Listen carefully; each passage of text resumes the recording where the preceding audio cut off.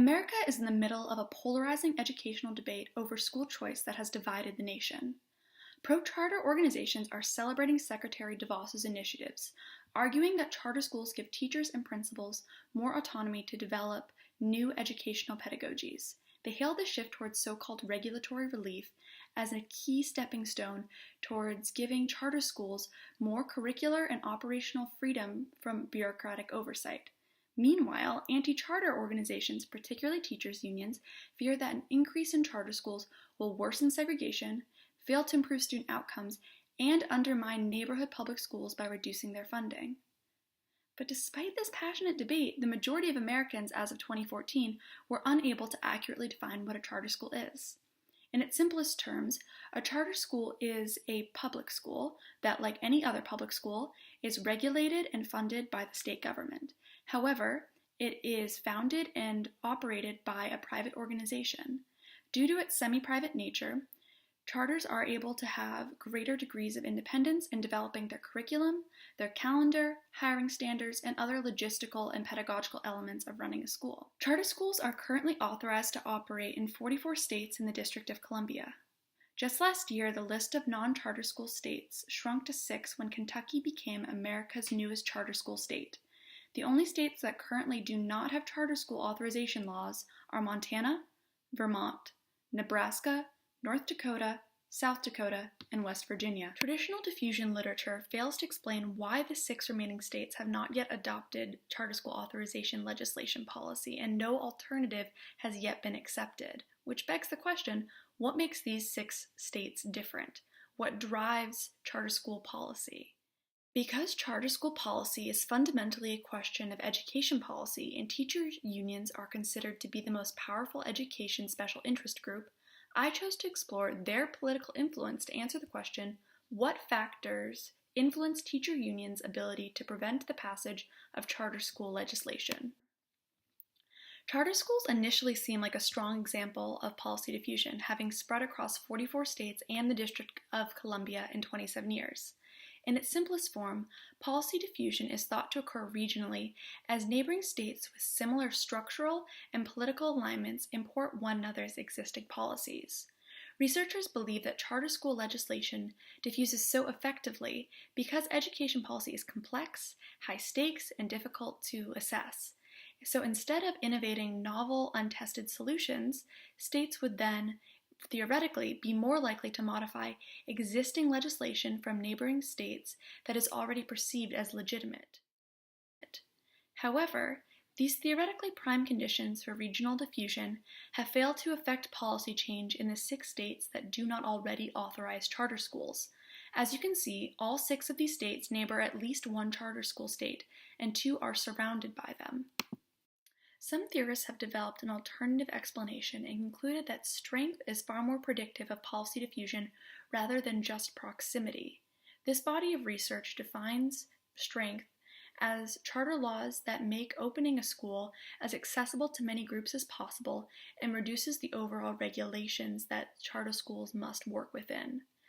The Center for Education Reform, a pro-charter organization, uses similar metrics when assessing charter school laws in different states. And in the most recent report, reported that 4 out of the 6 non-charter states actually abut at least one state that has scored an A or a B.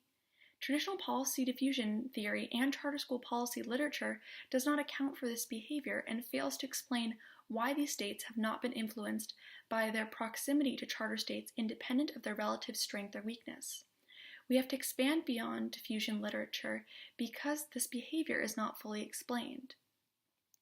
Rapidly developing policies, like charter school authorization, tend to be heavily influenced by both constituents seeking a dramatic solution to a perceived crisis and special interest groups seeking to either support or block the solution that constituents are seeking. Nationally, the support and adoption of charter school authorization policy rose alongside the public's awareness of American national test scores falling precipitously below that of other developed nations. This crisis, or perceived crisis, led to a growth in non-traditional education lobbies, like the National Pro-Charter lobby groups, which has led to instability within political structures that has created the potential to displace historically powerful groups like teacher unions. At a baseline, charter legislation tends to attract high levels of political engagement from both teacher unions and national pro-charter groups. Factors that increase special interest group engagement, like the likelihood of government involvement, the degree of potential harm or benefit, are innately elevated in any charter school policy introduction environment. The growth and the number of highly invested special interest groups potentially adds to the destabilizing nature of charter school authorization policy. Special interest groups function differently depending on their context, on the resources available to them, and those differences in behaviors may actually influence their efficacy. Teacher unions and national pro-charter groups both tend to rely on the reciprocal bargaining method, which can be very effective. However, in state contexts, special interest groups that tend to be the most effective in influencing policy tend to have long-standing relationships with legislators, connections to the state, and access to intrastate resources. While this method of influence recruitment is important, it ultimately is less predictive than the actual relationships that these special interest groups develop at a state level over time. National special interest groups have access to greater resources and more sophisticated lobbying techniques. However, state legislators are still primarily responsive to the needs of their district and supportive of their priorities. State legislators rely heavily on local special interest groups and are far more responsive to them because they better represent their constituents' unique interests. And while local teacher unions tend to be chapters of national groups, they primarily function as local organizations. Teacher organizations like the National Education Association, or NEA, have these established ties to their districts and state representatives, often integrating themselves through campaign donations with ideologically similar politicians in their first campaign, theoretically making their lobbying more effective. However, despite this apparent advantage, even strong teacher unions and organizations have not consistently been able to prevent charter school authorization legislation from becoming law. This apparent inconsistency may be due to how we measure union strength. We normally use metrics, organizational metrics, like collective bargaining for desired outcomes or membership density. While these conventional measures of union strength may inform us about the well-being of the union as an organization, it speaks to very little of their political influence, which is defined as a union's ability to influence favorable legislation passage, which is actually far more impacted by their political activity, like lobbying or donations, and has been found to be far more effective at predicting their influence than something like organizational metrics. While teachers' unions may have fewer resources than national pro-charter lobbying groups, they can leverage their long-standing relationships with politicians. In the politically unstable period after the introduction of charter school authorization legislation, teacher unions have the potential to increase their efficacy by shifting their focus from organizational strength to political activity.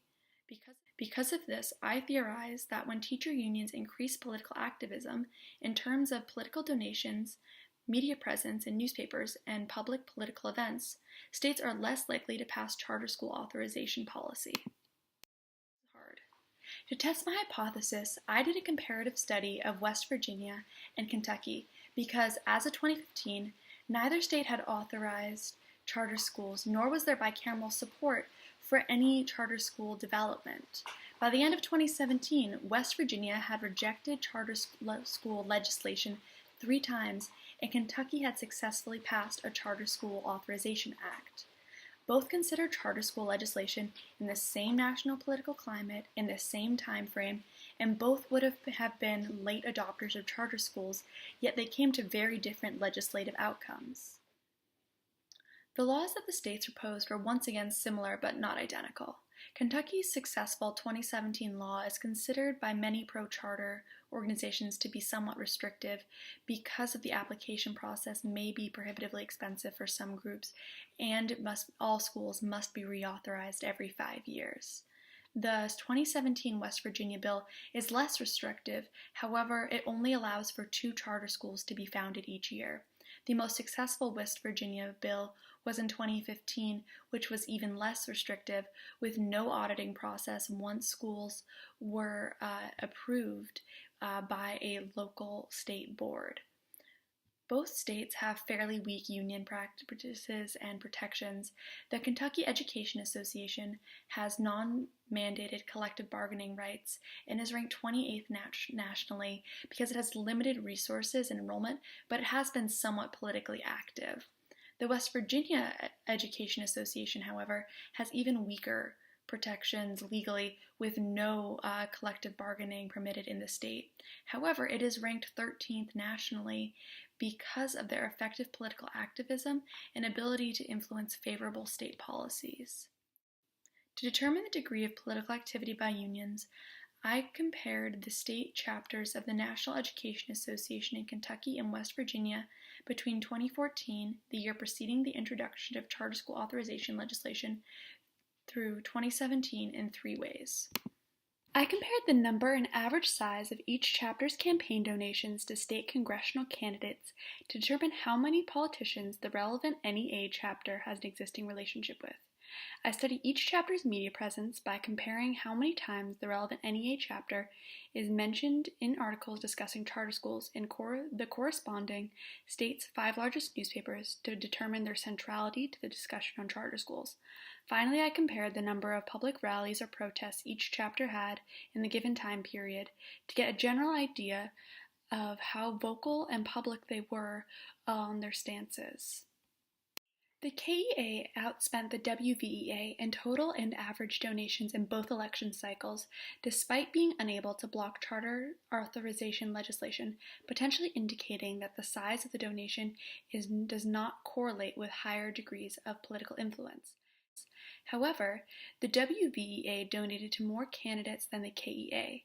In this case, the number of political relationships made through donations is potentially more significant than the size of the actual donations. Articles addressing charter schools spiked in 2015 in West Virginia, and quotes and references to the relevant NEA chapter followed a similar pattern. Articles addressing charter schools in Kentucky gradually rose over the time period. However, references to the relevant NEA chapter did not follow a consistent pattern. Articles addressing charter schools spiked in 2015 in West Virginia, and quotes and references to the relevant NEA chapter followed a similar pattern. Articles addressing charter schools in Kentucky gradually rose over the time period. However, references to the relevant NEA chapter did not follow a consistent pattern. The relationship between media coverage, political influence, and legislative outcomes demonstrated by this data is somewhat unclear. It could be inferred that the dramatic decrease in KEA coverage in the 2 years before the serious charter school authorization legislation was introduced could have contributed to their inability to prevent legislation from passing. This is supported by the spike in West Virginia's NEA coverage in 2015, the year the charter school authorization was proposed, which could potentially have contributed to the WVEA's political influence. The WVEA advertised protest rallies and other public political events every year studied, with a 400% spike in 2015, the year the most successful charter school authorization bill was introduced. The KEA, in contrast, did not consistently advertise public political events. The WVEA, by this metric, was clearly more politically active than the KEA. This result potentially indicates a strong correlation between public political protest and political influence that would support my hypothesis. The results of my study support my hypothesis that political activity by teacher unions decreases a state's likelihood to pass charter school authorization legislation in part. Results suggest a correlation between teachers' unions with a greater number of campaign donations and public political protest events and a decreased likelihood in successful charter school authorization legislation passage. The impact of media representation on teacher unions is less clear. There's a suggested link between decreased references to teacher union chapters and an increased likelihood of charter school authorization legislation passage and vice versa. It is possible that increased charter school coverage in Kentucky may have independently contributed to a political climate that supported charter school legislation independent of the KEA's influence. Future research should investigate the link between political climate, public support of charter schools, and media coverage of anti-charter or teacher union organizations. Future researchers should also note that while West Virginia is completely surrounded by charter school states, it does not border any states that the CER ranks as having strong charter laws. While this is not necessarily a limitation and diffusion remains an incomplete variable for explaining non-charter state behavior, it cannot be completely eliminated as a potential contributor in behavior. The data for this study was limited to 2 states and only considered the National Education Association. Future research should apply these metrics of teacher union political activism to the remaining non-charter states and other major teacher unions like the AFT. These results should be compared to other states with existing charter school authorization laws to determine if the correlations found in this paper can in fact be replicated and generalized.